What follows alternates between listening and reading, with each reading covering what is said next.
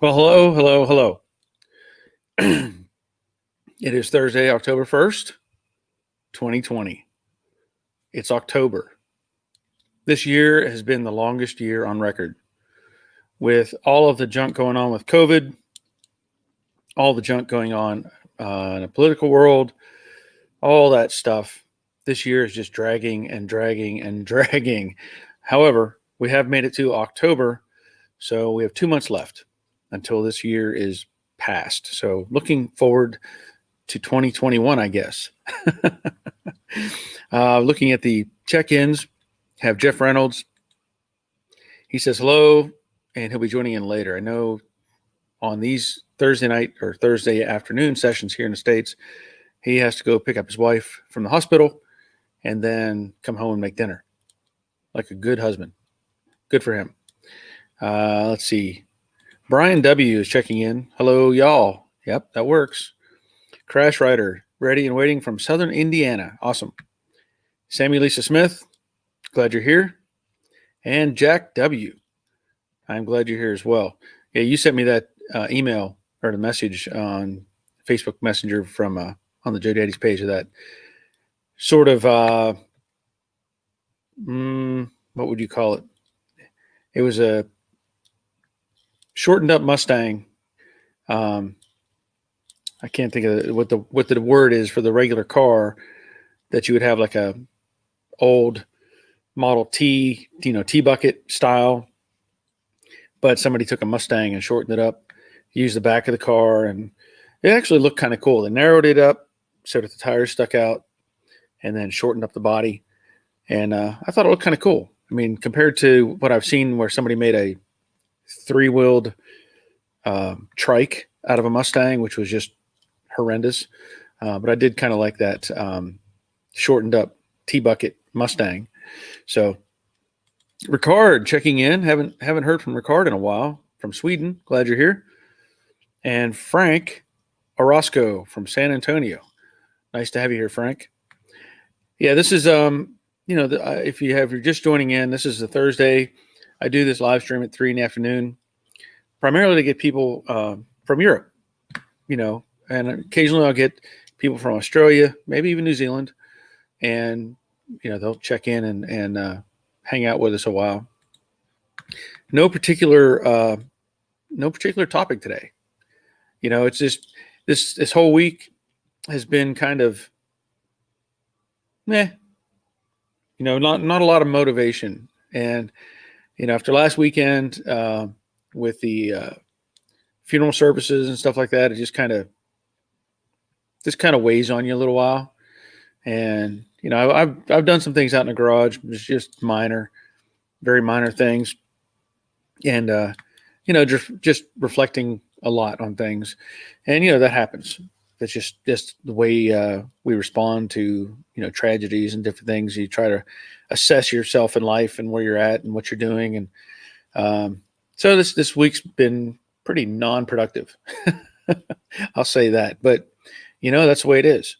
You can't always be going full tilt all the time, or getting all kinds of stuff done. Ronald Bell checking in from Northeast Tennessee. Glad you're here. I did, man. Yesterday I was trying to. Well, let me back up. So last weekend I drove up to Kentucky for the funeral service for TJ, and on the way back I stopped at the Corvette Museum in Kentucky, Bowling Green, and then I went on to Jerry Towler's place and talked with him. Spent some time with him, looking at his car and having good conversations. And I did some filming. Now, I didn't even think when I took off, this was unplanned when I left, that I was going to stop at Jerry's. So I didn't even take, my most basic camera with me. I wasn't even considering the idea. But as I figured it out that I could stop at his place, I decided, well, I'll do some filming of some sort. Well, I did with my iPhone. And it became difficult. We'll put it that way. What I've found, and as everybody probably knows, iPhone is not very compatible with Microsoft. And So I had like 4 or 5 video segments on here that I wanted to make a video from. And I figured, well, I could just plug in my phone and pull it off and be done. No, can't do that. It would not register, would not identify my phone. So then I was looking up like ideas how to do this and how to transfer and whatever. And I said, you had to download iTunes first onto your computer. Well, I don't even use iTunes. Never have. I don't like the system. I think it's dumb the way it operates. So I had to download iTunes. Well, then I tried to transfer. It still wouldn't transfer. Still wouldn't. And then I thought, well, I'll message these to myself or email them, to my Joe Daddy's Garage email. Wouldn't do it because the files were too big. Okay. So then I managed to get a short segment emailed to myself, and I thought, okay, maybe I can do something with this. So then from there, I thought, well, if I take the videos and I shorten them up, so instead of having 5 segments, I may have 10 segments, but I shorten them up and then I email them in small packets. Maybe that would work. No, wouldn't work. Wouldn't load from my phone onto the email, and just gave me grief. So several hours of fighting with the phone and fighting with the systems, I found out that my phone needed an update. Oh, good. That's what I wanted to do. I wanted to have an update on my phone. So I went through the process, updating the phone, and then I got some notification of somehow with iCloud, because, there's all kinds of storage, I guess, you have iCloud. And I discovered that I could sign on, if I had my phone plugged in, I think, to the computer, I could sign on to iCloud, and then I could pull the videos out of iCloud or make copies or whatever and put them on my computer. So that's what I did. This took like 3 or 4 hours of my day because I was just getting angry. So anyway, I got all those videos transferred over onto my desktop. So now I can see, at least work with these videos, but that's as far as I got. After that, I was just like, meh, not real motivated. So then last night, I'm thinking about maybe what I can do today out in the garage. And my wife lets me know that our son and son-in-law or daughter-in-law's dog, they had scheduled an appointment to take it to the vet for a grooming, but they both now, and at this point, when they made this appointment, I believe my son had been he'd been furloughed from his company. So he was, stay-at-home dad for a while. So now he's got a job, and they had this appointment. So she let me know last night, hey, their dog needs to go to the vet tomorrow. Oh, okay. So this morning I run to drive over to their house, which is not far away, get the dog, take it to the vet. I'm figuring I'm just dropping the dog off, right? Can't be that hard. How hard can it be? So I take the dog in, and they say, okay, how do you want it groomed? I don't know. It's like a terrier. It's like a little terrier dog with the longer hair, fur, whatever. How do you want it groomed? I said, I don't know. How do you groom it? What's the answer to that? I don't know what I say to that. So they were like, well, we need to know what kind of grooming you want. I'm thinking, give it a mohawk. I don't know. I don't know what the options are. I've never had a dog groomed before, and that's not my realm. It's not anything I would even think about. So anyway, I had to go back and forth a little bit on that. Got that resolved. And then I was thinking, well, okay, they're going to groom this dog. I have no idea how long this is going to take. Do I get involved in something out here working in the shop, or do I just wait? Because I don't know what the timeline is. They never gave me a timeline because I had to pick the dog back up. So anyway, I wasted a good bit of time this morning waiting around, trying to determine. I even called the vet once a couple hours later. I was thinking, a couple hours, how hard can it be? And they said, oh, she does 4 or 5 dogs and there's rotation and blah, blah, blah. And so the dog wasn't done till 1 o'clock.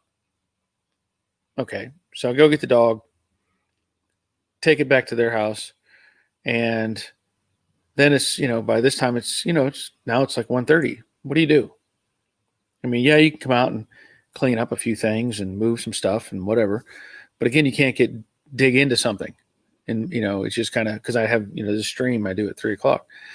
So again, it's just kind of, all right. Guess I'll be just waiting around for a while until I can start the stream. But anyway, that's been the event, or the gist of my day and the last couple of days. And, so sometimes it's hard to get that motivation, even when you have nice weather and all that stuff. And it just, I don't know. I almost felt like just sitting outside in a chair and watching the guy across the street operate his loader and level out the field over there, around the house, move the dirt around for a while. That was about where my mind was earlier. But I want to talk about something else while it's on my mind.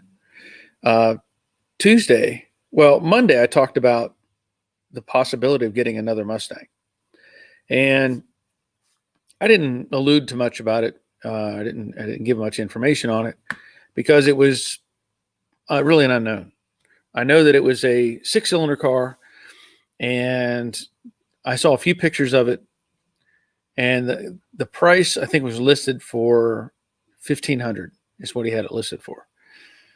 So messaged the guy a couple times, and he finally, I just threw a number at him. I said, "Would you take $1,000 for it?"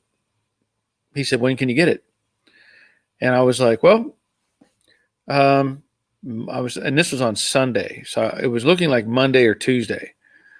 So Monday was out because he had something to do, and so Tuesday morning, I had the trailer hooked up, and we had gone back and forth around, talking about the deal, what was offered in the deal. Well, he said he had a 302 and an automatic transmission out of a mid-'80s Ford truck. I was like, well, I don't know that I need that. And he was trying to sell me all that stuff again for like $1,500. And I said, man, not really that interested. So then he said $1,100. I could have the car, the engine, the transmission, whatever parts. And I'm like, I'll go look at it. So I took off. It's an hour drive from here, and I go look at this car, and I checked the guy's Facebook, just to see who he was, and turns out he's like flipping cars. I mean, there's like all these items that he had sold over, whatever period of time. So I'm thinking, okay, he's just trying to flip this Mustang. Well, I get over there and go to look at it, and it's in a garage. It's sitting in the house garage. I don't know how I'd put it. There was not a lot of space around this car. There was lots and lots of stuff all around this car. So I decided I'll just go look at it and see what it has to offer. So he offered to push the car out on the driveway, and I was like, no, I can pretty much assess it from where it's at. Well, I mean, I had to like squeeze sideways to get around the car. It was so condensed around it. So I looked at it, and again, this was a 6-cylinder car, so it has 4-lug wheels, and I start really looking at it because the pictures he sent me were misleading. The cowl was shot, so that was you have to think it's going to be shot anyway, but the cowl was shot. I looked inside the car, kick-ups, firewall was starting to rot off, floor pan was shot. Start looking around harder, and I see the right front fender is a big chunk missing on the bottom front of it, or bottom rear of it. The passenger door was overlapping the quarter panel. Well, I don't know what happened there, but that's not a good sign when you see that door not even close. And then, of course, it had a bunch of Bondo down in the corner. I got the door open and far enough that I could get my hand down underneath the corner of that thing, and I could put my fingers through the hole in the corner. So the door's junk. Go back and look on the right side quarter, and there's, Bondo here, Bondo there. Go to the back of the car. Probably the best part of the car was like the tail panel. I mean, that was it. The drop-offs were rusted through into the frame rails.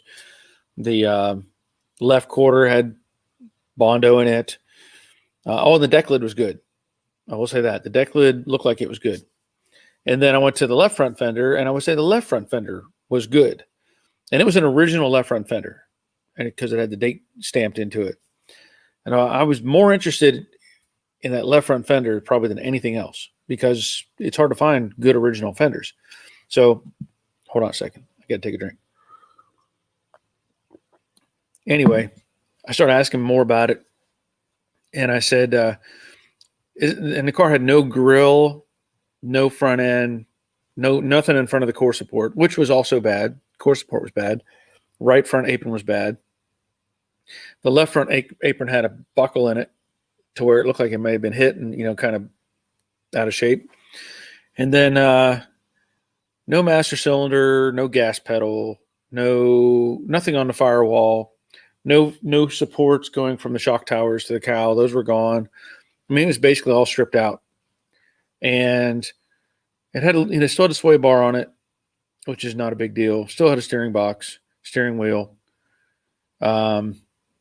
But it was not even worth $1,100 with the engine and transmission thrown in, which were just like in pieces. It wasn't even like it was an assembled engine. It was like in pieces. So I looked at it, and there was no hood either. No hood.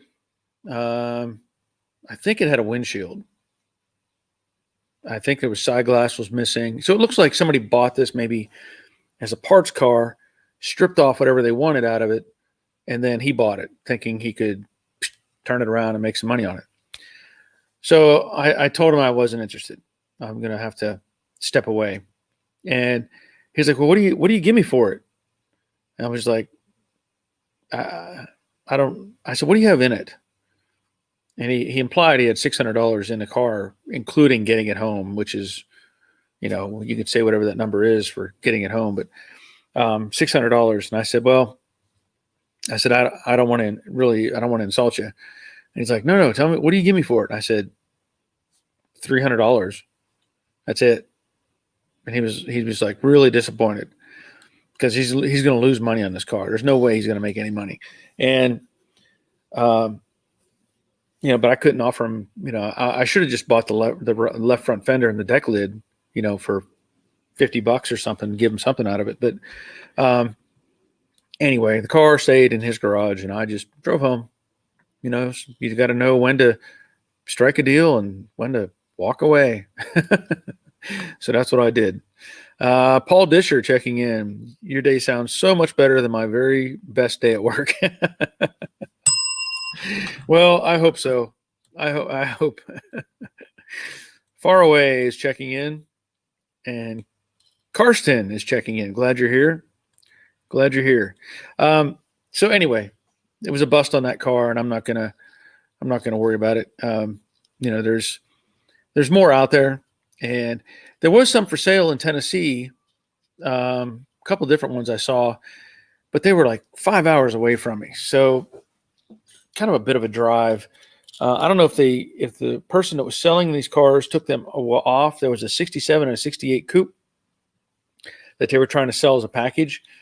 And I asked some questions about it, and then all of a sudden they left the conversation. So I don't know if they sold them or if they decided not to sell them or whatever. I got no response other than, this so-and-so left the conversation. I was like, okay, now what? So anyway, Kevin Dollar is checking in. Glad you're here. And, but I don't know. It's a sickness. I'm looking for something else downstream eventually, even though I have plenty to do. But You never know. You never know. You might just somebody post something and not really think it's worth much, and you show up and it's the right, special edition something that you never see. So just gonna, I'll keep looking.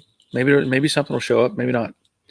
Um, oh, and I'm gonna give a shout out to Robert Adams. I don't know if he's listening right now. He started his YouTube channel.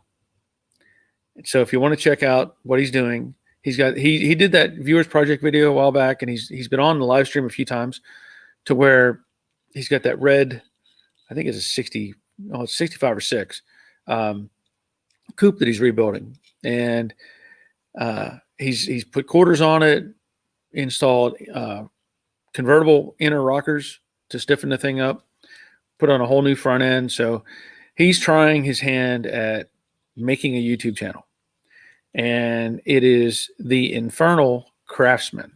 So let me see if I'll just post that, I think, over here on the side.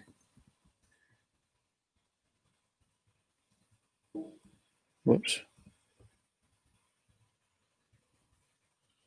Yeah.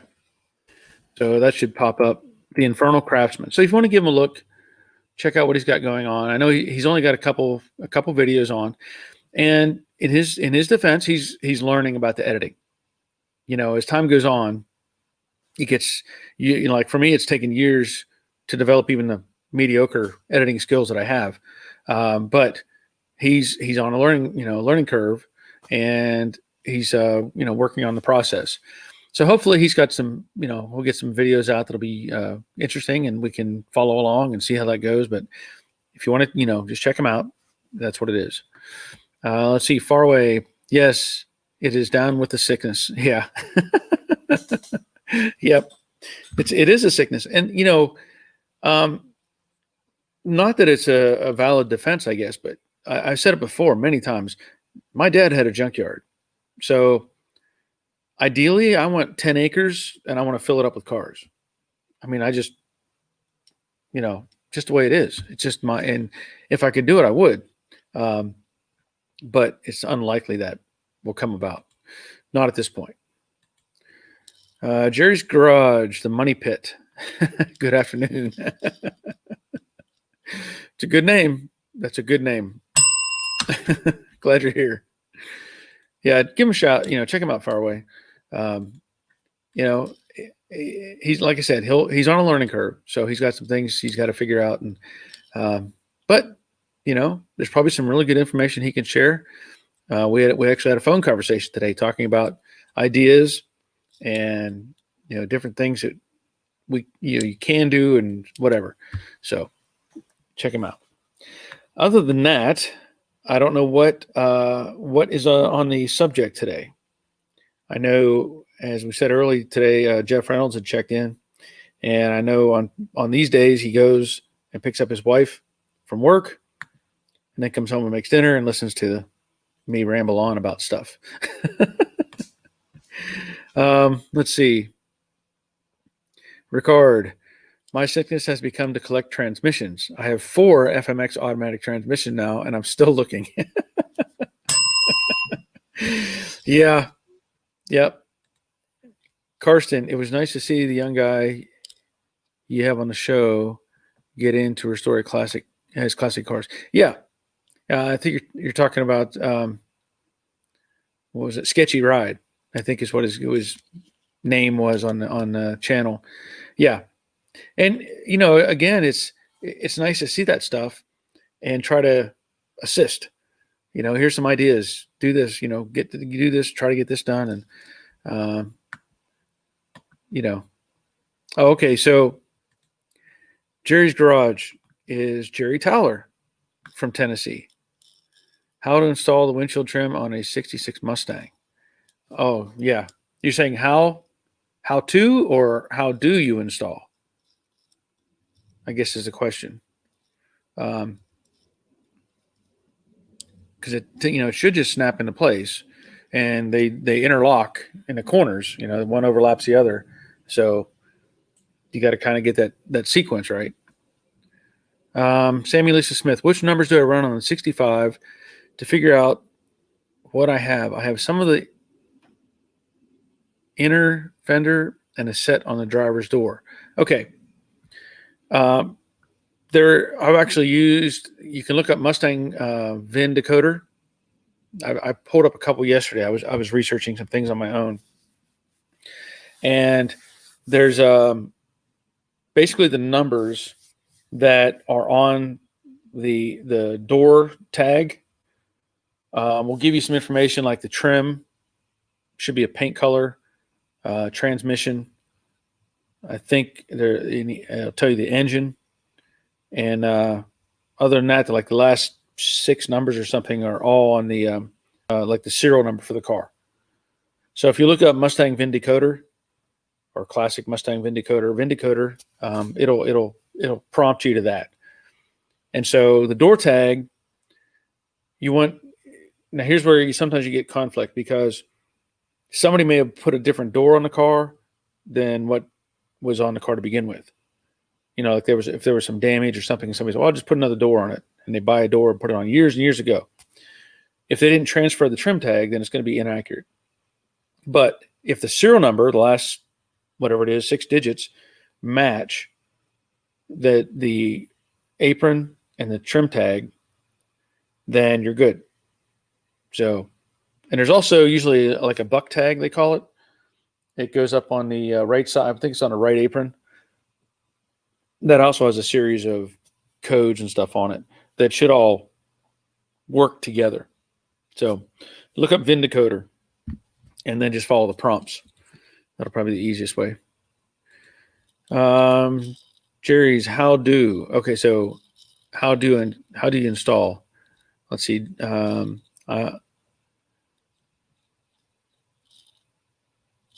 Okay, so I've been on this all day, and the bottom trim will just not snap in. The sides and top work perfectly. That's a good question. Because I don't remember, Jerry, if you had said you saved the original trim or if you're using aftermarket. That comes into play sometimes. But sometimes, if I remember correctly, the little spring clips are a little bit too tight, and you kind of bend them up just a little bit so that the trim can get under it. Sometimes it doesn't want to give up, and so you got to kind of flex them up just a little bit, relieve some of that tension, and then pop them in.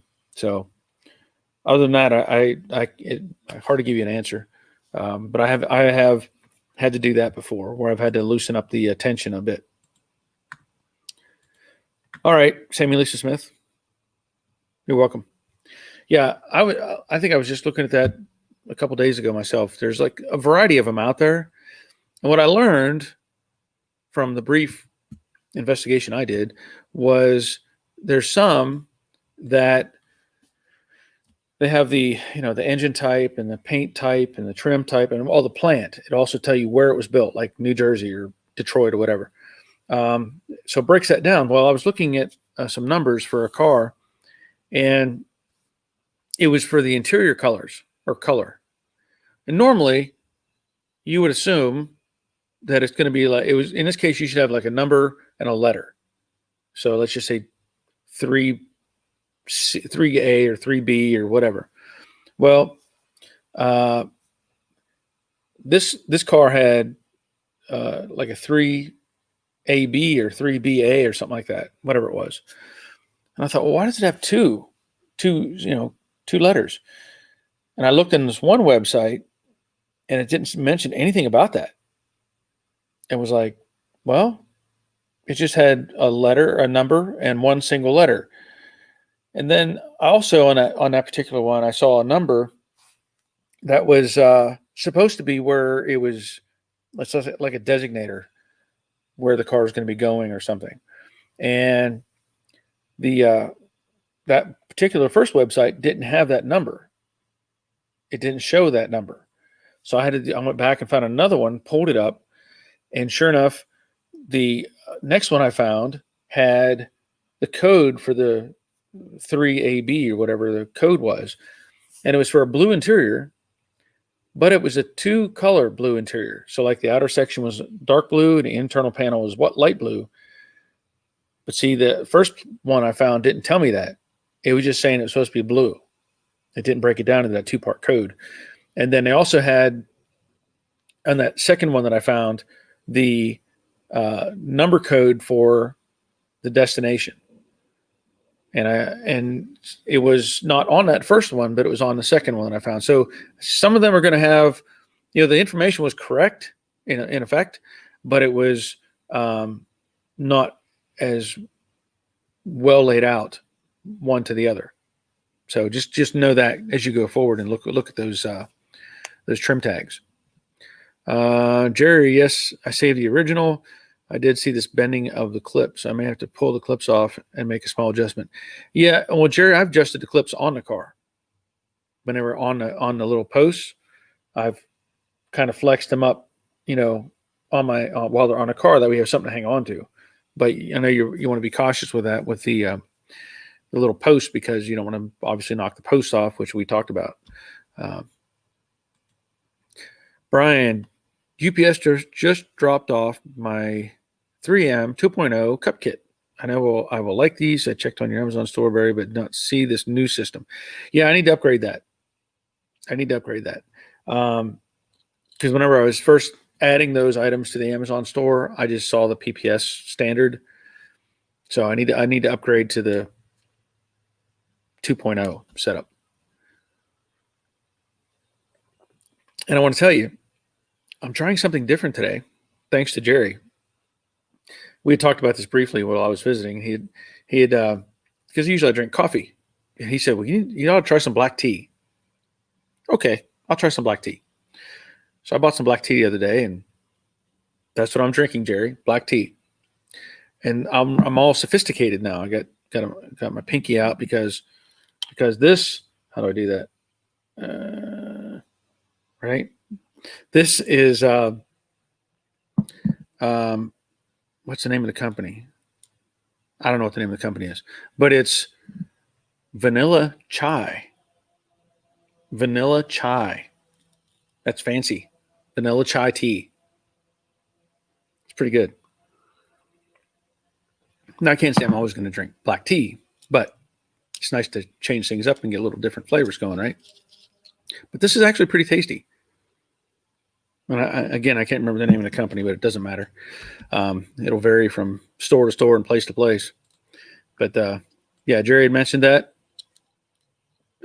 Pretty good. A little more expensive, obviously, than regular coffee, but that's how it goes.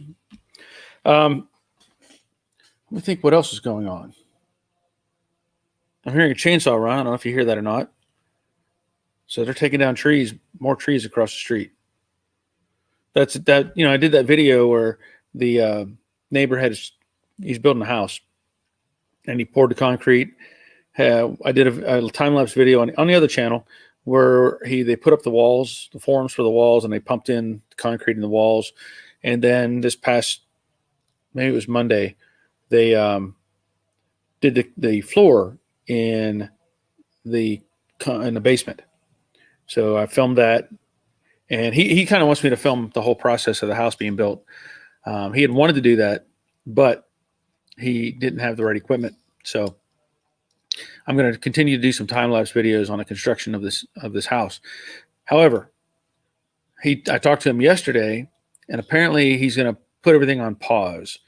He's going to finish getting the grading done on the lot, and as it sounds, he's taking down some more trees, and then I think he's going to try to get grass to grow on the lot, because with the whole COVID thing, the price of lumber apparently has skyrocketed. I have not kept up with it at all because I haven't had any need, but he says it really blew the budget whenever they were starting to do this process, and he's hoping that the market will backfill and the prices will come back down to something reasonable. So, that's just, I never really thought about that, but it's like same thing with getting parts from China.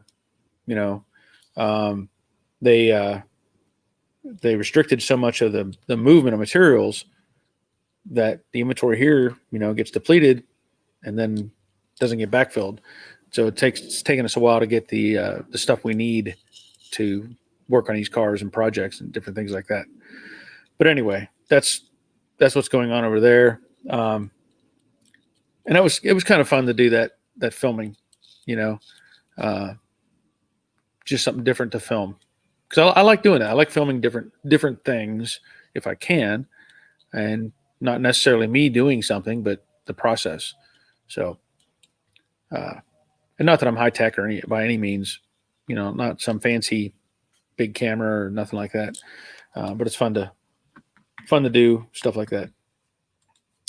Jerry, I'm glad you like the black tea. Yeah, it's good. I purchased a video setup and filmed my first video. It was on installing the window to body trim and the door window to body seal. I will look at the video tonight. Okay. So you filmed it, but you haven't put it on the channel yet. You're on your channel. I'm assuming you're going to try to look it over and get it edited and see if you can get it up. That would be good. That would be good. Who was I talking to now that I'm thinking about it? My mind is overlapping conversations sometimes. Oh, that was a conversation we had on Monday with Sketchy Ride, talking about his Mustang that he's trying to take apart and rebuild. And I was just thinking about that when you're saying the window seals, that tape that goes in above the window seal to try to keep it watertight. But that it's not relative, not relevant at this point. So, not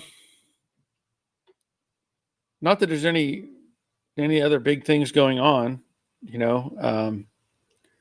I've been trying, like I said, I keep looking for other projects or ideas. And even for the workshop channel, I'm trying to come up with different ideas and stuff to film, which is always a struggle. When I was talking to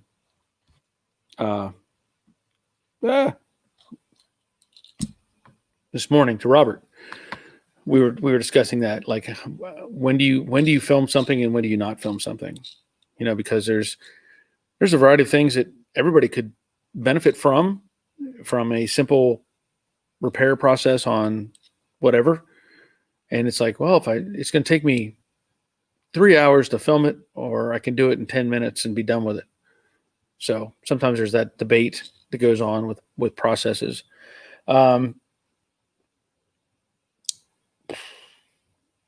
Anybody else have any input or thoughts, or want to get on the stream?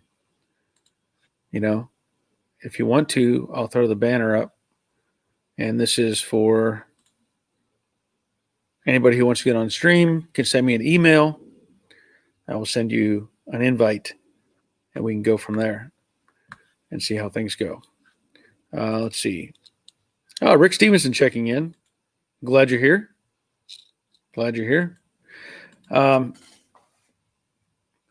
Yeah.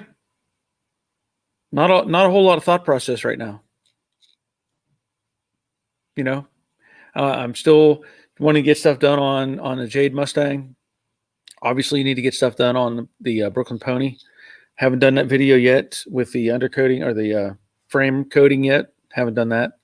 I could probably get that done today yet, probably. And I still have that. I need to get that video edited for Jerry from his visit, or the visit I made to his place. And other than that, it's just kind of moving slow. I mean, today is and this is another thing I've been, pondering on. Today is my second month of retirement, and I'm still adjusting to that. Even though I had taken off like 3 months prior to actually retiring, I'd taken a voluntary furlough. At that time, I still had contact or whatever with coworkers. I could, if I wanted to, I could go into work and interact with and do stuff. But since that breakaway, now it's a transitional type of thing. And this is probably some of the things that people have talked about, where you have to adjust to what your new lifestyle is, or your new path, or whatever. Because I think I don't know if I've mentioned it before. I think the biggest thing that I miss about work itself isn't so much the labor or the tasks. I think it comes down to interactions. So, if you're working on something, there was constant movement at the job. So like if I would work on parts here and parts here and parts here, those parts had to move to the next station. And so I would take those parts to the next station. And along the way, I might run into somebody I know, or I might talk to somebody I haven't seen in a while. And I think that's probably the hardest part of this process, is the fact that those interactions that I had during that time period, now it's like I'm out here in a garage talking to a camera. And I think that's becoming probably the hardest part of the transition. As it is, it becomes kind of routine now. Get up, take out the dogs, feed the dogs, update stuff on YouTube, check for messages, check for responses and comments and all that sort of thing. Get some coffee, do this, do that, get out in the garage, film something, have lunch. It's almost like a different routine, but the fact that there's hardly any interaction between, and even now it's a little bit different as well, because my wife is now going to our son's house to watch our grandson. So I'm even more by myself, except for Mondays and Thursdays when I'm here with all of you. So it's just been kind of a weird transition. You don't think about it when you're 20 something or 30 something or whatever, but once you get so far along, it's like, I kind of miss that conversation time. Or just, we would take off and maybe 3 or 4 of us go to lunch sometimes, stuff like that. Or people would bring in food, and just that kind of interaction it ends up leaving you kind of, I do miss that, but I don't miss the work. That wasn't that big a deal. Jerry says, when I retired, I discovered my work friends are still working, and now we don't have the same objectives in common. I do try to stay in contact, but with the COVID-19, they have different needs. Yeah. And that's, that's kind of what, I guess, what happens. There's some work friends that I stay in touch with, but for the most part, there's really not much that, we don't live close to each other, or don't have similar interests outside of the work environment. It was just focused on the stuff that you were doing at work, and, answering questions or solving problems, which is still something I do, but it's here, and it's more constrained because, well, it's like my friend Henry. Occasionally he'll call me up, or he'll say, "Hey, is it coffee time?" I'm like, "Yeah, sure. Come on over. We'll have coffee." And his expression is, "I want to argue about something." And I may have mentioned this before. It's not about actually arguing. It's about discussing a subject. Like, how do you put this together? How do you put that together? And then we'd have a argument about how that works. And so when he stops by, that's great, but it's also not something that can take up the whole day. You want to just kind of limit that time. Otherwise, you're just kind of standing around rambling. So, but at work, you could go, you have a break at 8:30 or whatever, go get some coffee and some cookies and sit down and BS with somebody. And, so it was throughout the day or whatever. Crash Rider, did Jerry ever decide if he wanted to take on the restoration of the Mustang he had hoped to buy? Well, that's a good question. I have not heard from Jerry on that. So Jerry, maybe you can update us on whether or not you are going to take on that Mustang project. I know that was a topic of discussion, and I don't know if you ever came to a conclusion on that.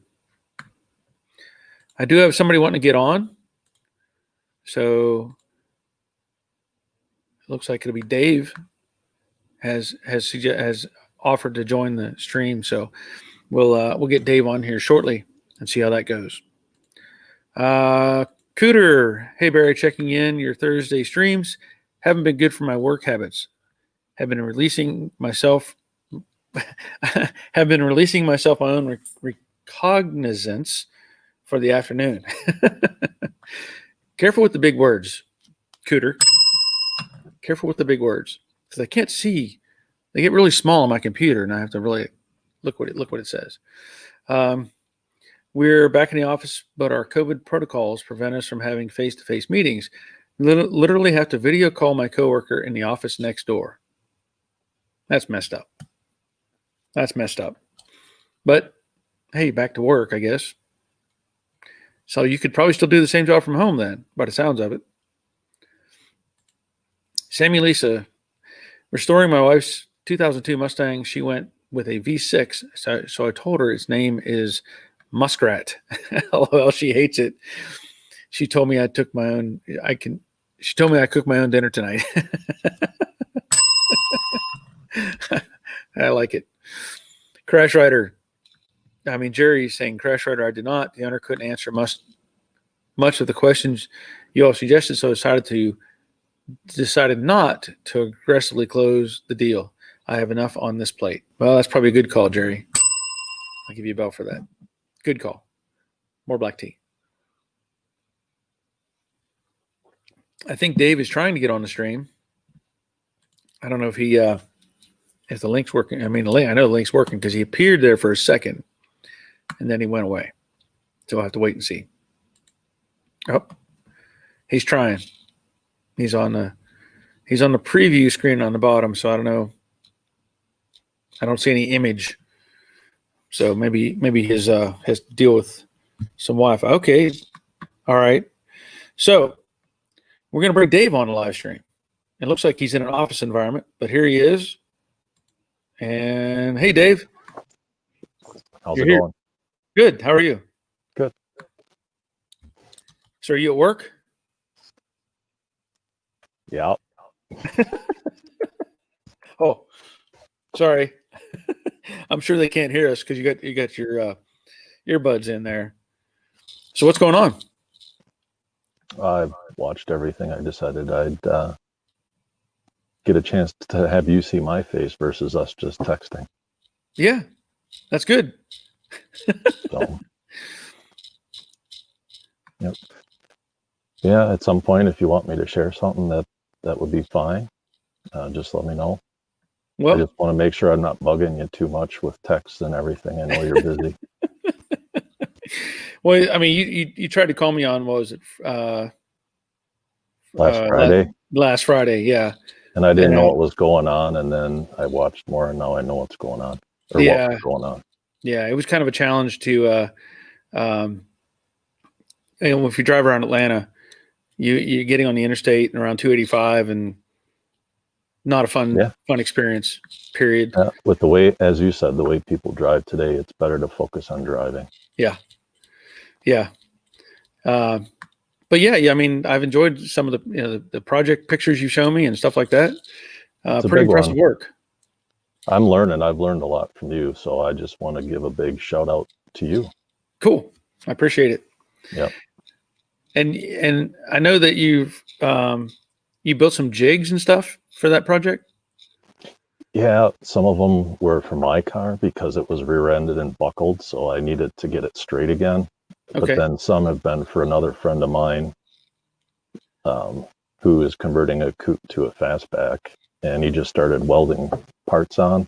Yeah. And it ended up that it was about 1.25 inches to 1.5 inches too wide, and I asked him if he had the body dimensions, and he said, "What body dimensions?" So I helped him with the dimensions. We went over and measured, and so I ended up designing a jig that puts the two halves together and get it square. So we had a square car to start from, because he only had the transmission tunnel, part of the firewall, and the transition pan with the rear end and the front frame rails on, and it was like a noodle. Well, that's not good. No. So, yeah, he and I have become pretty good friends. He's a really good learner, and I enjoy teaching him. So I don't know everything, but again, I know some stuff, and I really appreciate everything that you've put on the channel that has helped me to be successful in my project. Yeah. Well, I know we talked about this, back and forth, that you are an engineer. And so your approach is always going to be different than my side of it, where I'm just kind of, that looks right, in some essence. And I understand that. And I appreciate that viewpoint. Yeah. I'm kind of atypical because I'm not introverted, I'm extroverted, and some of them are a little bit nerdy, maybe. Yeah. That sounds like more like my son, because he's a mechanical engineer. Hey, did you find out anything else about that other channel I mentioned yesterday, or don't want to talk about it? Well, I just looked it over briefly. I don't think it's any big deal. It's not like. I just wanted to give you a heads up.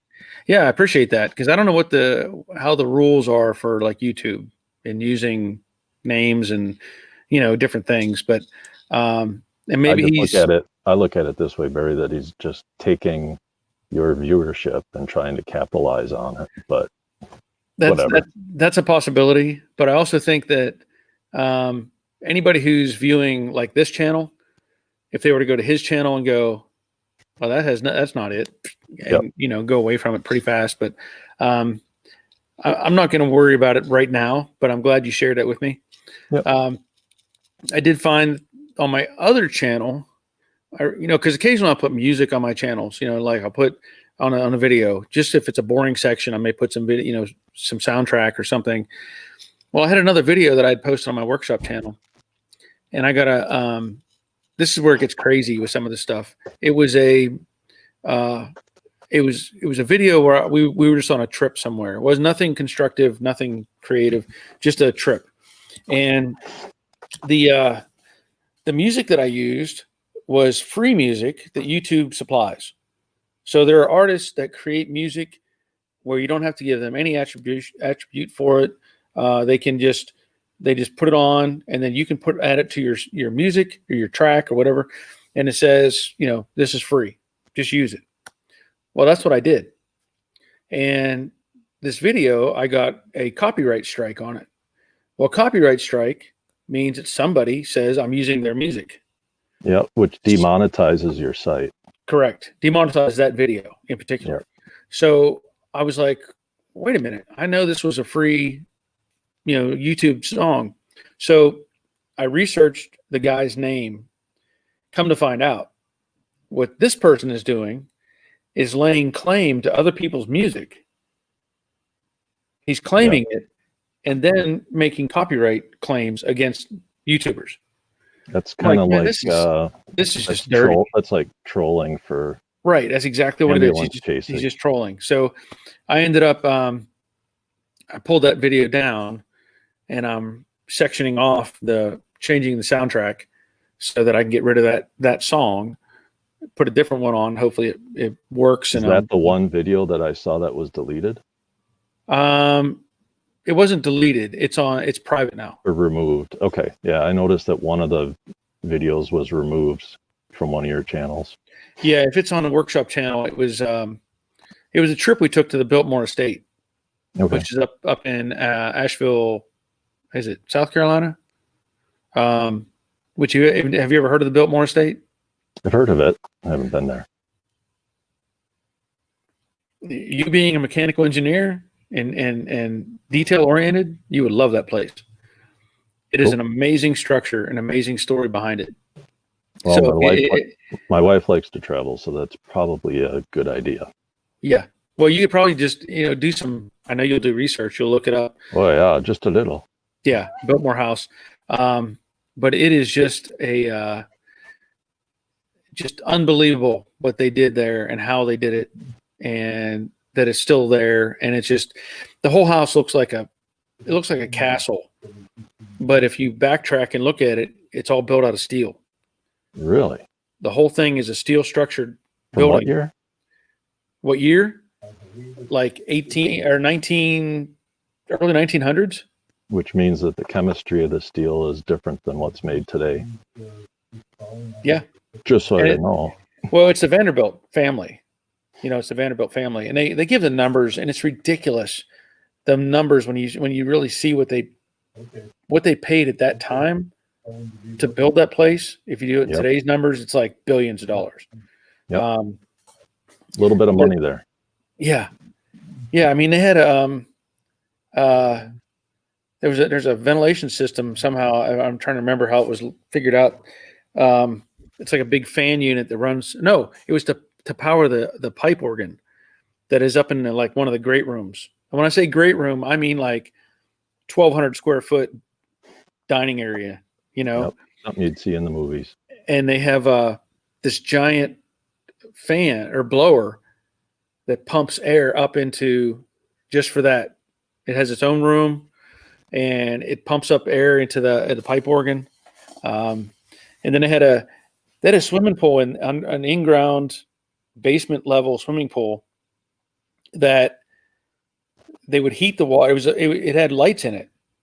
And this is back in the early 1900s. It was lit and it was heated. And they didn't have any filtration systems. So what they did is they would heat the water up. They would swim, enjoy whatever, maybe the weekend, I don't know, and then drain it. Fill it back up. Oh yeah, sure. And heat That's the only way to keep it clean. And it was just, it's just crazy. Just crazy. So. Well, thanks for letting me join. Yeah. And let me know if you're interested in learning more about the Warrior. Yeah, of course. So we can talk offline too. Yeah. Hi, everybody. Yeah. Thanks for listening. I think I'm going to have to be respectful and, do this work stuff. Thing? Yeah. All right. Well, it was nice having you. Maybe we'll get you on again sometime. Cool. Thank you, sir. All right. See you. Bye. All right. So that was nice having Dave on there. He has sent me some really cool pictures of projects that he's helped with and he's working on. Really, really nice stuff. Really nice stuff. He also had some ideas that he shared with me about, like on the Brooklyn Pony, but I'm not going to get into that. It was more than I want to get into with the process. But I like the idea though. I did. Cooterlev, lots of Mustang parts tend to show up and get installed when I work remote. Turn off the camera and listen for a question. The dangers of having your home office near the shop. Yeah. Yeah, that was the one video Barry lit himself on fire. Well, I don't remember doing that, but I did. There's a video. There's a video on Joe Daddy's Garage. That's probably, I don't even know what year that was. 2013 or something.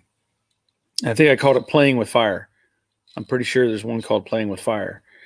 And it was making acetylene bombs is basically what it came down to. We were taking a cup and sitting it on the edge of our frame machine at the shop, and I was pumping acetylene into the cup, and then I'd light it, and it would make quite a little bang and launch the cup to the ceiling. So that was like filmed on an iPod or something.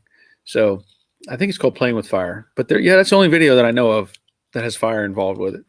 And it's a very short video, but anyway. Let's see. What else is going on? Not a lot. And I don't know how long I want to go today. If someone wants to join the chat, by all means, send me an email. We can go from there. If not, open to questions, subject matter, ideas. different things. I know that there's a lot going on in the political world right now, and I'm not sure how all that's going to play out. But I don't want to get into that. It's crazy what all's going on with politics and the world and COVID and all these different things. There's better things to worry about, I guess, or I hope. And anyway. But unless somebody has some other questions, I may end up just closing this one out. We've been an hour on. There's still 35 people here though, so this is your chance to make some responses or have some questions thrown out. It's up to you. Let me pull this banner back down just in case. I'm trying to think if there was. I was going to try to relate. There was I had a junkyard story pop into my head, and now I'm trying to remember what it was. It was earlier this week. I had something pop in, and I can't remember what it was now. Because I think it had a lot to do with that loader that's running across the road over there, and having having it run around and making noise and thinking about the loader we had up at the junkyard. But okay, well, maybe we can get Jerry on. Let me see if I can find. I'll send Jerry a link. Let me see if I can do this. And he can show us his progress on his Mustang. Cooter, I think you should do a virtual car show. It would be interesting to see what is in your fan base. Yeah, that would be an interesting approach. I know we talked about doing it on, I talked before, somebody suggested, maybe it was you, about doing the Facebook car show thing. And again, I looked into it a little bit, but it sounded kind of complicated to do. But I don't know how I could do it otherwise. I mean, I couldn't really do it here necessarily. It would be kind of tough to pull people on and off. I mean, I could, if people were willing to get on the live stream and show their cars, I could do that. But I haven't researched it hard enough to do the Facebook version, which again sounded a little bit complicated. I may talk to some people I know who have done those, try to get some more information on that.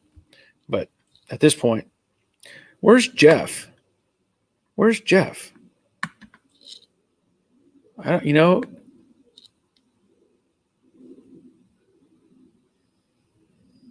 oh, there we go. Barry, do you know if your motor matches your car? In my particular case, like the Jade Mustang, I know it's not a match. There was a 289 in it. That engine's gone. It was a junk engine, and my buddy built the 302, and so I know it's not a match. And it's not critical to me. I know there's a lot of people that get caught up in that numbers matching, worry about stuff like that. But the reality is, it's nice to say it's a numbers matching car, but it depends on how you're going to restore it, how far you're going with it. There may not be any super value in having an original setup if it's just a regular driver car. But it's appealing, definitely, to have it that way, but it's not something I necessarily get too worried about. I just want it to run, be happy with it. Cooter, maybe on your Instagram. Well, maybe, but I don't even know. I don't know how to pull that off. I know there's been a couple of people or I don't know what even they are. If it's people that run certain Instagram pages that they'll they pulled images that I had on my Instagram and put them on their Instagram and then tag me in them. I guess that's a valid thing. I don't know how that really matters, but nothing can really stop you from doing, taking the images, you can just screenshot them and save them. But I don't know how I would pull that off on the on Instagram. I guess I could look into it. I don't know. Okay, I sent Jerry a link. We'll see if he gets on, if he can. Give him a few minutes. Jerry, the serial number tells you the motor. The motor has casting numbers, which you can confirm. Yes.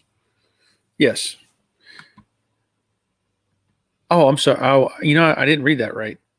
Whenever Sammy Lisa Smith asked that question, it says, "How do you know?" Sorry, I read that as "Do you know?" I skipped the how. Thank you, Jerry. Sorry about that. I skipped the word. Makes a big difference. Yes, the serial number will tell you what motor it came with.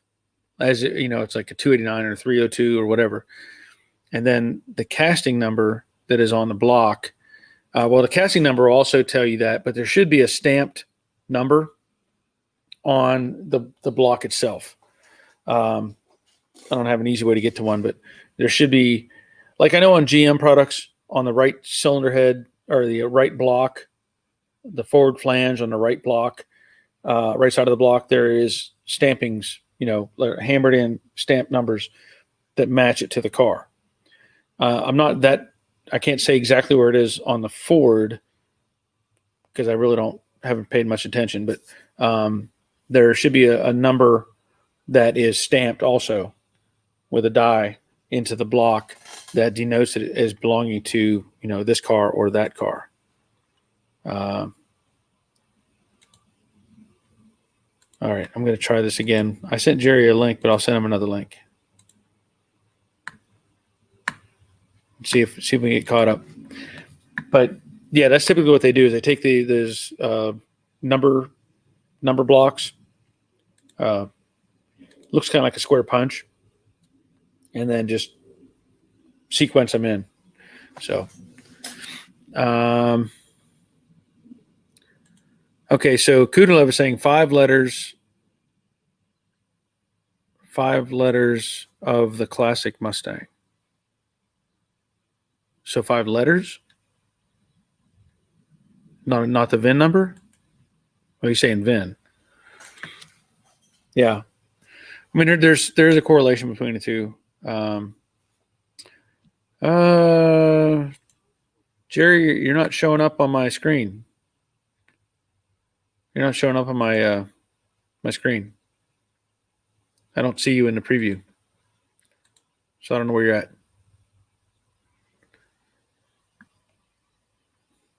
I sent you the link. Should be a good link. Okay, so Cooter is saying 5th character of the VIN. Okay, so the 5th letter, yeah, should tell you what the engine is. Is that what you're saying, Cooter? It should tell you what the engine is or what it came with. So I get you on that. But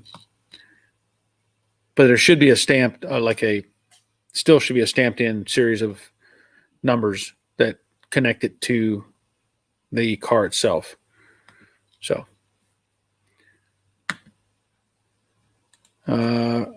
CRK, what is CRK, Warwagon?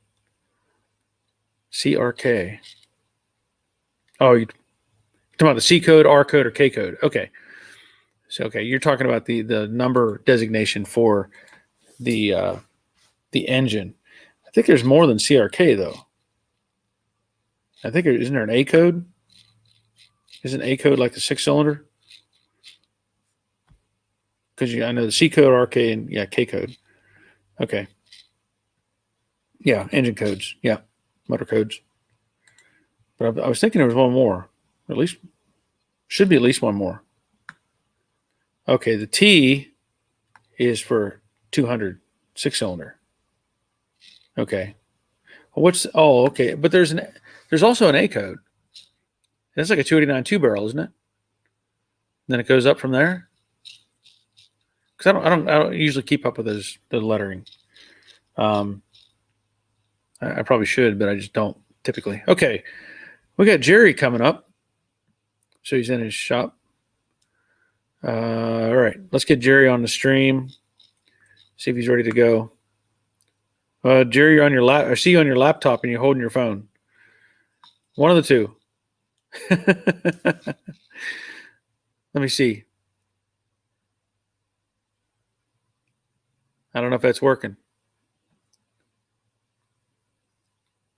Let me pull you up for a second, Jerry, and see where you're at. I think you're on your laptop. So I don't know if you can transition out of that, if you have to sign in on your phone or not. Can you hear me? Yeah, what I'm going to do is cancel out of the StreamYard and see if it comes back up. Okay. All right. So we'll give him another shot. See if he can get that up. Yeah. So you're saying yep to the A code. Yeah. Yeah. Like I said, I don't keep up with the specifics. I don't know. I know if it's a K code, I should be pretty excited, right? Should be. And if it's a T code, not so much. Just the way I look at it. Well, we're going to get Jerry up here in just a second. See if he can join us or not. And I tried that doing the dual stream last week, or on Monday. I think it was Monday night. Just didn't work out. I think it was too much to have two streams running on two different channels. So anyway, Karsten, what about we send you some pics of our cars and gather them together for a video? Yeah, you can do that. I think we could probably do something along those lines. We could try it. And saying yep, and Warwagon. I think R is a 6-cylinder too. Yeah, could very well be. Okay, so we have Jerry on his cell phone now. So let's see if this works. There you are. Here I am. Yeah. There's actually two functions you have to do to get on the live stream. And the second function is to enter the broadcast. Yeah. But on the phone, it didn't. You have to scroll down to see it. So I had not done that. Okay. But anyway, we're here now. Yeah. So let me show you kind of where we are. Yeah. Whoops. There we go. So here's the installation of the trim on the car. And I got to tell you, and you know this, and if anybody else has ever done a windshield on one of these cars, this windshield sealer is messy. Yep. It is just messy. So what I did was I taped off to try to keep as much trash off the car as I could. And then I marked with these black marks everywhere there's a clip. Yep.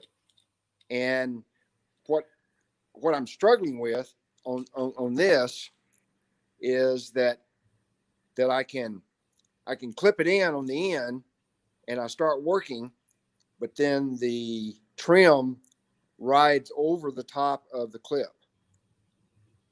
And I'm thinking two things. One that you suggested, which was bend the clips a little bit.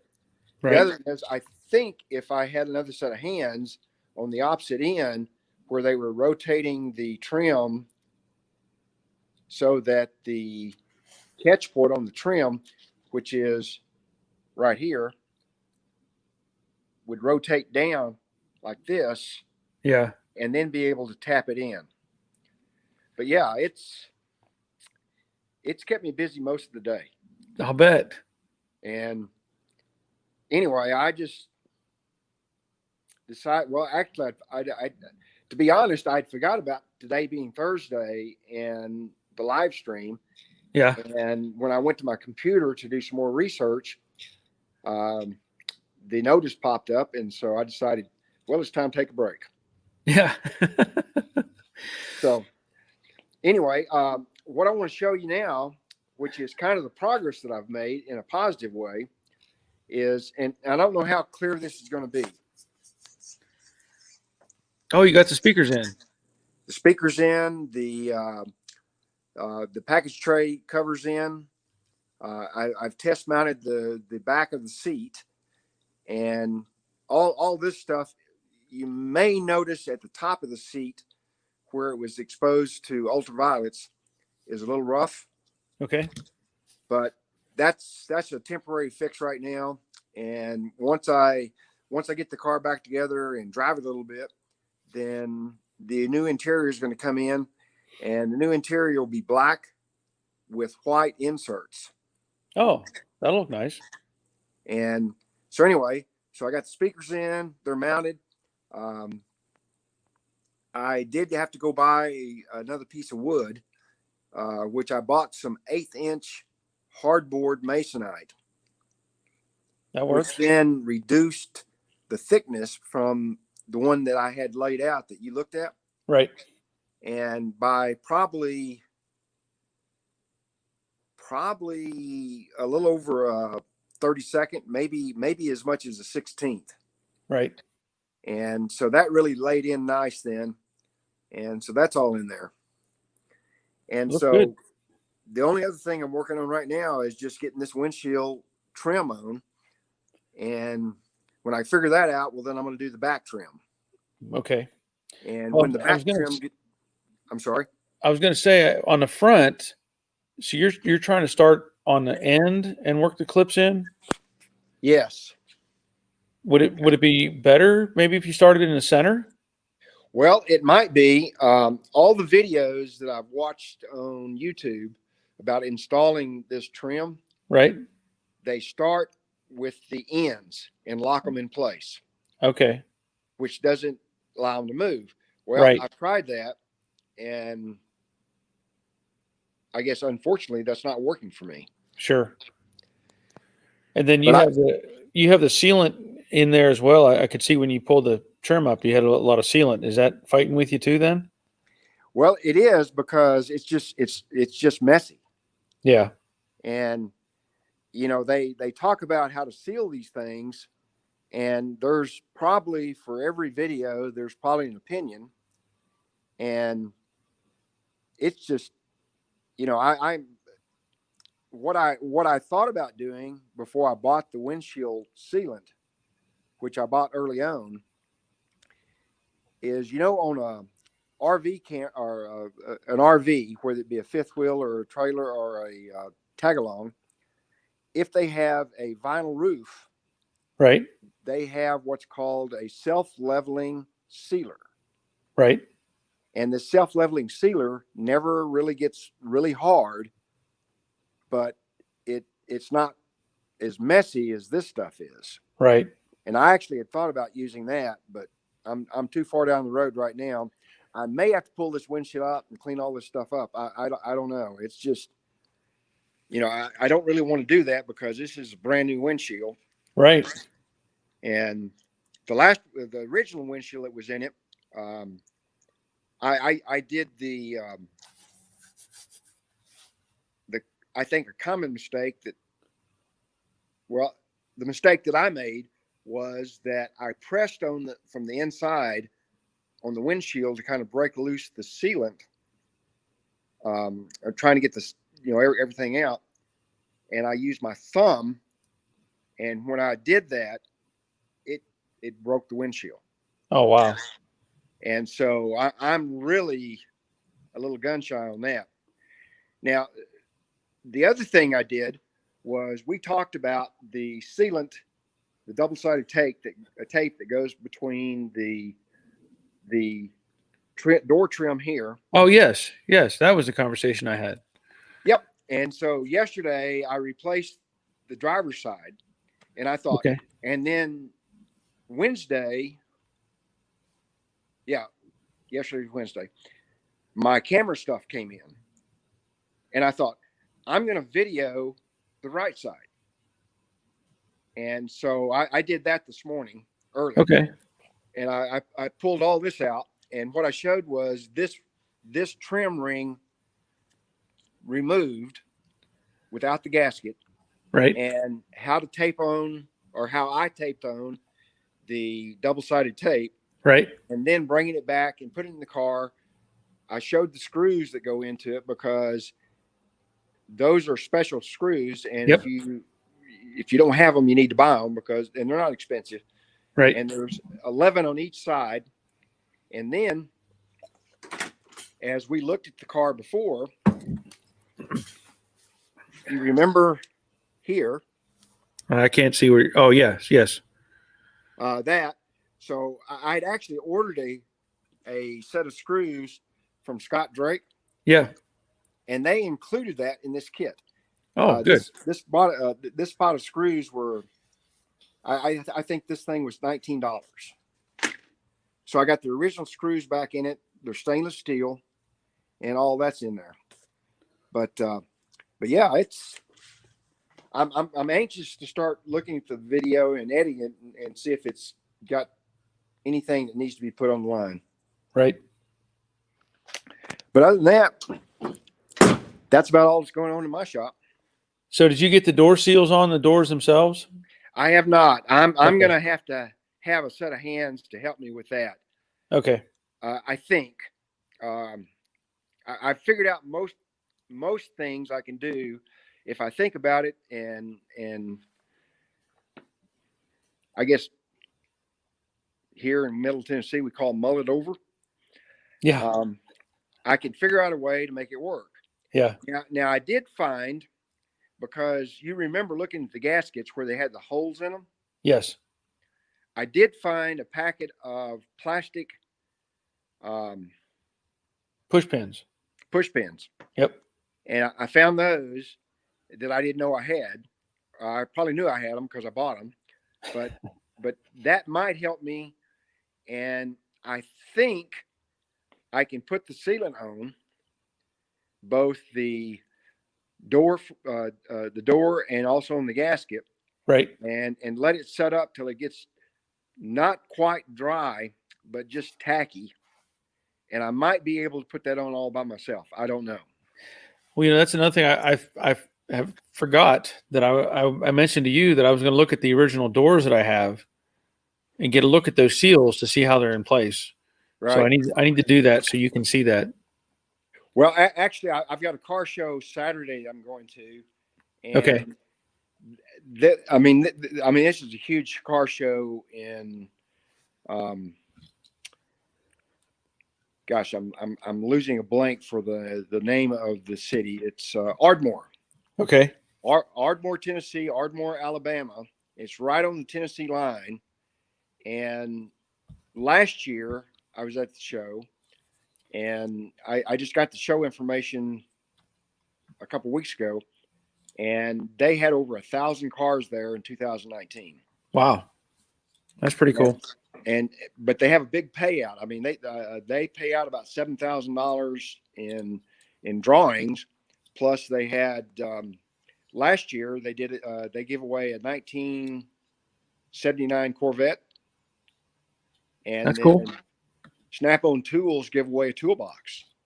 Yeah. So, I mean, it's a big show. It attracts a lot of people. It's not far from me. It's only about 60 miles. And the weather's supposed to be nice, so I don't have to worry about rain on the car. And we'll see if we win anything. Yeah. Well, you got to get it together, though. So. Well, this car's not going to go. It's you're gonna take your Cobra. No, I'm going to take the Cobra, because so far it's the only car that's won me any money. Yeah. Not a lot, but paid for gas. Yeah, that's a good thing. So, yeah. But anyway, that's kind of all that's going on here. Other than the weather is just beautiful right now. I mean, you got to love the fall in Middle Tennessee. Yeah, I can't argue that. Oh, I did get in yesterday, Tuesday. I did get in new trim strips for the drip rail. And the other parts that I ordered apparently got lost. Oh. So I've got to claim in for those, because that's kind of stopped me for right now. just something for a bit of information for anybody doing this. A lot of these cars, can you see that okay? Yep. You can see where in the radio mounting where they drill some holes Right. right in the crimp. And I assumed that there was a trim piece that went in that crimp. On a 66, there is not. And so I ordered parts. I ordered 2 parts, and I hope one will work that I can modify, which is called a radio delete panel. Okay. It's made out of plastic. And what I'm going to try to do is drill it out so that I can put it on there and then put the radio in. The second part I ordered is the metal piece that you cut that out and weld it back in. Yeah, I think I've done 2 videos on those. And I at this point I really don't want to cut it out and weld it in, but I will. Yeah. To make it look good, because there's nothing I can cover those holes up with. Yeah. Yeah, because I did that. I replaced the one on the Brooklyn Pony. I rebuilt that one. And then also on the light blue Mustang I put in that patch piece. Same thing. Yep. So it's coming along. It literally, if I had the parts in and just stayed focused for about 20 hours, then this thing would be drivable. It'd be, I could have the front end aligned on it, the mufflers on it, the mufflers I'm going to put on later this afternoon and just test them out. Yeah. And then the only other thing, switching gears on you, and I don't mean to do this to you. That's okay. You had showed the air conditioning stuff you did on Brooklyn Pony. Right. And in that, I went back and watched that video a couple of times. And in that video, and we talked about this Sunday, was a electric valve to control the water flow to the heater. Yes. And you thought you had mentioned the part number. And I did go back and watch it 2 times. And if you did mention the part number, I missed it twice. Okay. Well, it may have been on there. I did like 3 different videos on that AC. So I think on one of those I mentioned it. It was probably when I was test fitting the box that goes underneath the dash. Okay. I think that's where I show that. And it's probably it's over there in one of those boxes, but I'm pretty sure I show the part number. But if not, I can get with you on that. Okay. No problem. I'll go back and watch those later this afternoon or this evening. Okay. And then if I don't find anything, I'll just drop you an email. That's fine. Versus sending you a text, because I don't have a phone number to send you a text to. But that's okay. I understand that. Well, Marshall made the comment. He says, "I'm afraid the only way to not have a Mustang leak is for it to never see water." Well, there's probably truth to that. Mustangs to fear for windshields, and I'm sure it applies to the back glass also. They showed a video today that I watched, and I watched it twice because I just couldn't believe that they were, because all the other videos doesn't show this. What they show, what most of the videos show, is that you put caulking on the outside of the window, underneath the gasket, closest to the window. Then you go back and you put the caulking around the outside of the window and work it in. Right. Mustangs to fear took a different approach. They put the caulking right in the channel that goes into the seam wells where the windshield fits. Okay. Seal the inside or to seal it up, and then they went back and sealed the outside. So I'm not sure which is the best, but they seem to think, Mustangs to fear seem to think that was the best way to keep from having leaks. But I got to agree. If you don't want water leaking on these things, don't get them wet. Don't get them wet. or don't get them wet in the rain, I mean, you can wash them, but Right. blow it off. Yeah. And be done with it. But it's, and the other thing, Barry, and I guess I've learned a bunch since I've been talking to you and watching your videos. I got in a really big hurry to get the car painted, and I painted it, as you've seen, and there's a few areas in there that are probably not stellar, but overall, I think it's probably a little below average paint job. But what I found is that I'm working on this stuff now, and I'm having to get in there, and I'm finding now that I'm chipping things out around the corners of the windshield, around the corners of the fenders and stuff like that. And part of it was because I painted the car with the doors off, the hood off, the trunk off. And had I had everything back in alignment the way it should have been, and then painted the car, I wouldn't be having the difficulties or the struggle that I'm having with the paint job that I'm not so proud of. Well, and that's what I've like. And we talked about this. I know I tell everybody test fit, test fit, test fit, test fit. That's part of the situation. Even with the Brooklyn Pony, I don't have any of the trim that goes around the roof where the top meets the body. I don't have any of that. I don't have a good set of trim for around the windshield. I don't have any of those pieces, and so I won't paint anything until I even make sure those pieces are going to fit. We've run into that before at the shop where we had put something together and it was like, you try to put in a trim piece, especially the aftermarket stuff, the aftermarket trim and it's like, wait a minute, this isn't even the right shape. And so you'd have to go back and just to beautify it, reshape the opening around the windshield so that the trim fits and it matches the perimeter, stuff like that. Yeah. So, and it's tough to do. It's, and I understand where you're coming from. You're like, I'm going to get this painted so I can drive on and move on and move on. But as we mentioned, you gotta test fit, make sure this fits, make sure that fits, make sure this doesn't affect that. There's a whole bunch of pieces, especially if you're trying to build, a nice car. And I see that picture now. Yeah. And I think I told you before, I grew up as an engineer, but I never really practiced engineering. I was always in technical sales and sold big systems. I mean, paper machines and stuff like that. So I really never did engineering work other than I did a little bit of plot planning and stuff like that to build buildings and things like that. And then I had an electrical contracting company that I did electrical work for or with for years. And that's also retired. But, the long and the short of it is, as an example, on that the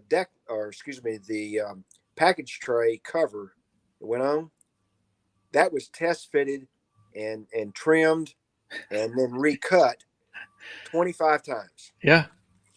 And then when I finally put the vinyl on it, I forgot to cover the vinyl because I used a spray glue to attach it.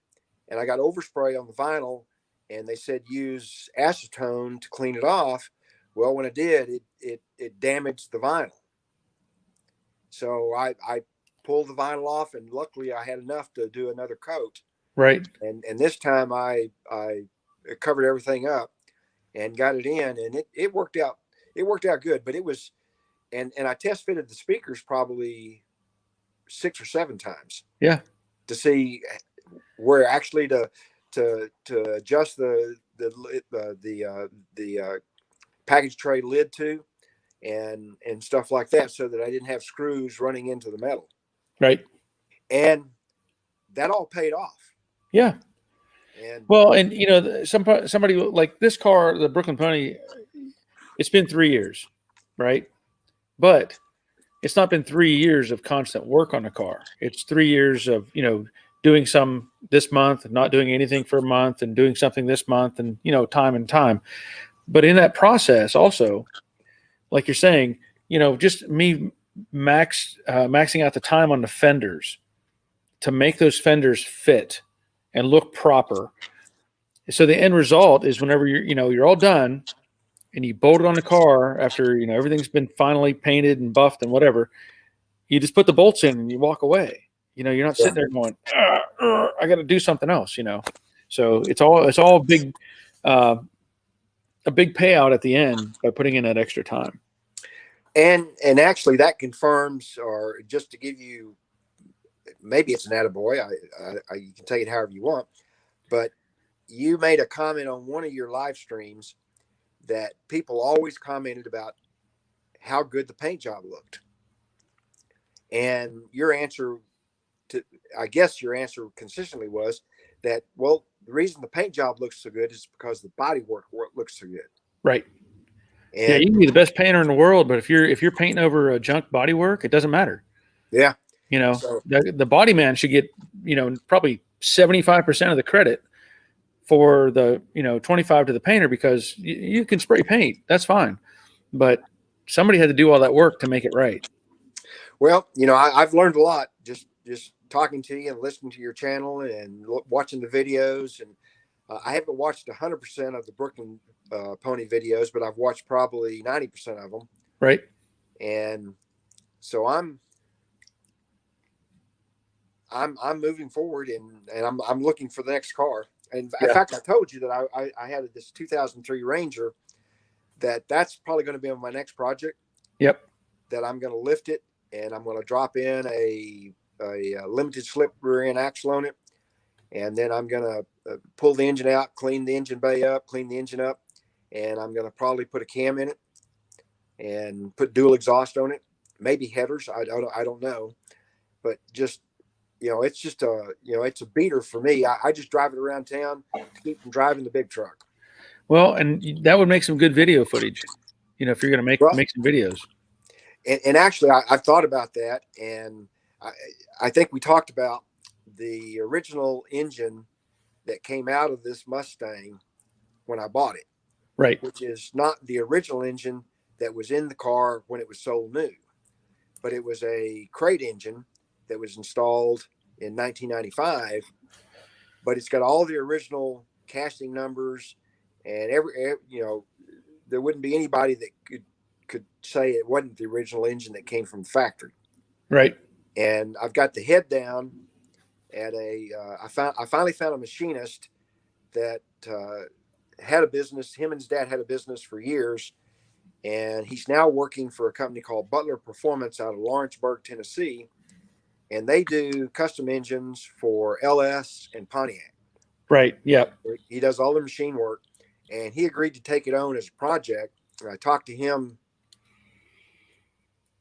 I think it was Friday night, and he's agreed that he'll do a little bit of cleanup on it, but will give me a heads up, and I'll go down, and he thinks he can do all the work in a day. And I'm going to video that and put it on the channel if I can figure out how to get it on the channel. Right. I mean, it seems pretty intuitive, but then I started searching for my channel today, and I found you couldn't find it. And maybe it was because it didn't have any content on it. I don't know. But anyway, that's the reason I changed the name to Jerry's Garage, the Money Pit, because there were two. I found out there's too many Jerry Tylers out in the world. Okay. That I'm not related to. Yeah. And so that's how they titled their videos. But anyway, so man, I appreciate being on, and I appreciate all your help. All right. Well, we'll catch up again. We will. All right. Thanks. We'll see you later. All right. Bye. All right. So Jeff is asking, hi, Barry and Jerry. Barry, do I have time to do the washing up and still find you and the gang here? Well, I don't know. How fast do you wash up? Cooterlev sent some information to Sammy Lisa Smith about the codes, which is good. And Jeff says you can just nod or shake your head if you want. I'm probably not going to be here much longer. And I mean, it's already an hour and 40 minutes. So that may be the end of this. So Dave, I know you're listening. We'll chat here in just a minute. So hang on. And I'm gonna call it a day. So I want to thank all of you for being here and participating and helping keep this going. I know sometimes it's subject matter is kind of hard for me to come up with, and that's where it helps to have other people come in and do, come up with ideas and input and questions and stuff like that. And so hopefully we get more people coming in that have more questions that we can relate to. But anyway, I'm going to call it a day, and I'll be back on Monday night, 7 p.m. We'll do another live stream, and we'll go from there. So thanks for watching, and until next time, take care of yourselves.